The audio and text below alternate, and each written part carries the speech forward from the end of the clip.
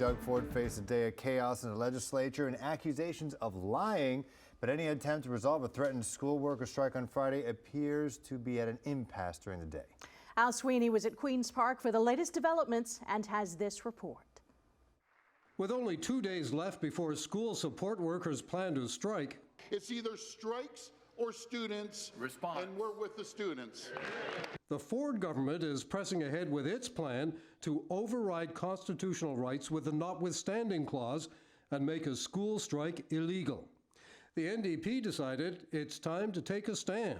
Speaker, when will the Premier and his ministers stop lying about the damage they're doing to the education system? An accusation of lying is unparliamentary. The NDP leader was ordered to withdraw it. He refused, and in legislature speak, was officially named and ordered to leave. You can see him at the bottom right of the legislature camera being escorted out. If you don't stop yelling, the member for Sudbury, you will be named.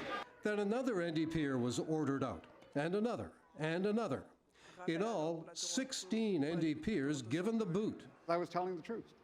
The Premier and his ministers have been lying about the damage that they're doing to the education system. We have rights, we have constitutional rights, and this government is throwing them out because they're too weak to get back to the negotiating table. We're wearing poppies for a reason, because there was a generation of Canadians that fought for these rights and freedoms.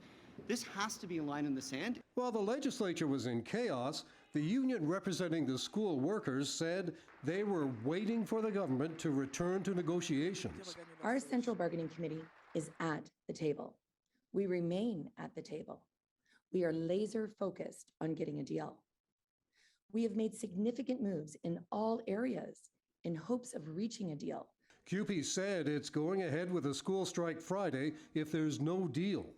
Education Minister Stephen Lecce said there wouldn't be any negotiations for a deal as long as the strike threat is there. We'll always be ready and willing to work with any union to get a deal, but we will not accept a strike this Friday or any day. At the same time, the union representing high school teachers is watching what's going on here closely. What we see happening to CUPE really appears to be something that's in our future as well.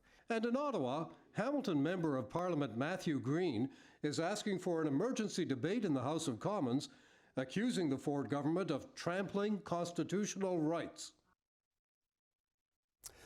So with all that being said, we're hearing tonight in the newsroom that things may be changing.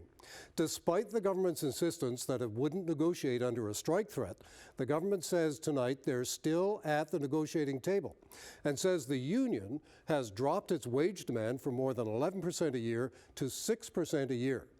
The government also says it will not fine union members $4,000 a day as threatened for missing work on Friday.